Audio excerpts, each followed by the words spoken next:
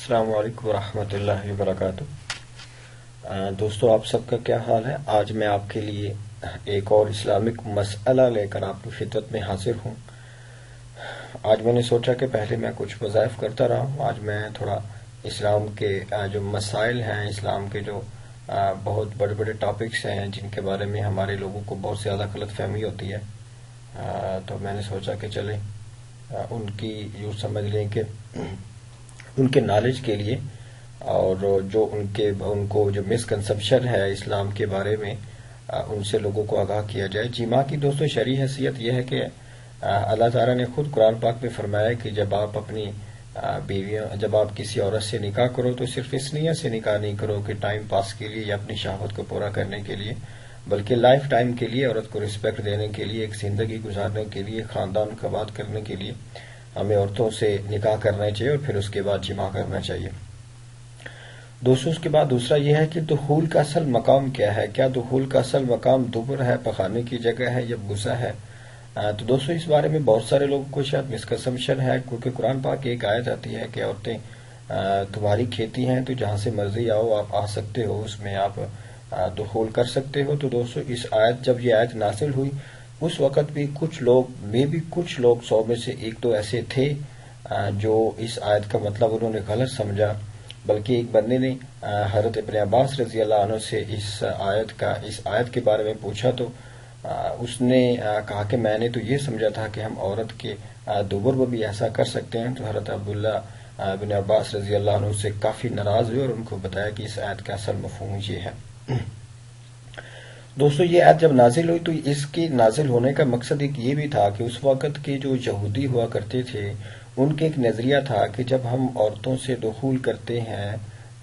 وہ یوں سمجھ لیں کہ اس کو الٹا لٹکا کر کرتے ہیں یا سامنے سے آ کر کرتے ہیں، تو اس سے بچہ جو پیدا ہوتا ہے وہ بھینگا ٹائپ پیدا ہوتا ہے، بھینگا بچہ پیدا ہوتا ہے۔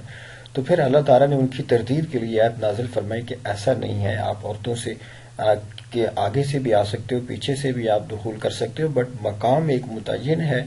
وہ ہمیں متعین کرنے کی ضرورت نہیں ہے۔ شارع علیہ السلام نے، اللہ تعالیٰ نے اور قرآن پاک میں وہ ایک ہی مقام متعین کر دیا ہے کہ دخول کا جو اصل مقام ہے وہ بوسہ ہے، دبر نہیں ہے۔ دوستو، اس کے بارے میں صحابہ کرام سے اور بلکہ بڑے بڑے بزرگوں سے اس کی بڑی سخت وعیدیں نازل ہوئی ہیں۔ یوں سمجھ لیں کہ ایک صحابی سے تو یہ بھی مروی ہے کہ انسان جو ہے وہ کفر تک بھی پہنچ جاتا ہے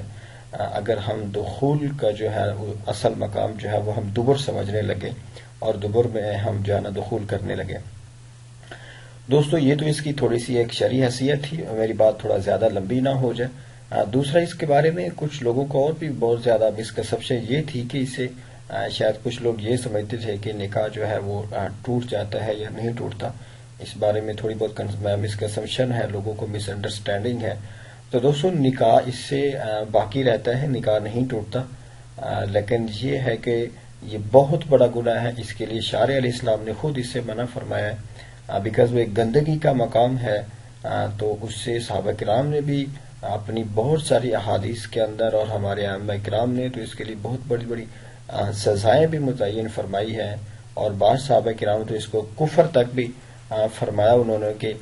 اگر آپ عورت کے جو اصل جو مقام ہے اس سے ہٹ کر اگر آپ دخول کرتے ہیں، وطی کرتے ہیں، تو بالکل یہ حرام ہے اور بڑا زبردست قسم کا حرام ہے، ہمیں اس سے اللہ تعالیٰ سے معافی مانگنی چاہیے۔ تو دوستو،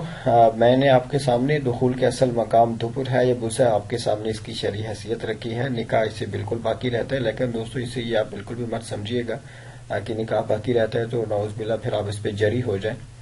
دوستو، ضروری نہیں ہے کہ آپ کا نکاح ٹوٹے، جب ایک شریعت نے، جب اسلام نے ہمیں کہہ دیا ہے کہ یہ چیز حرام ہے تو ہمیں اس سے پرہیز کرنا چاہیے۔ دخول کا ایک ہی مقام متعین ہے۔ اللہ تعالی ہم سب کو اسلام کو سمجھنے کی، اس کو فالو کرنے کی توفیق عطا فرمائے اور ہمیں گناہوں سے بچنے کی توفیق عطا فرمائے۔ انشاءاللہ اگلی کچھ ویڈیوز میں آپ سے ملاقات ہوگی۔ السلام علیکم ورحمۃ اللہ وبرکاتہ۔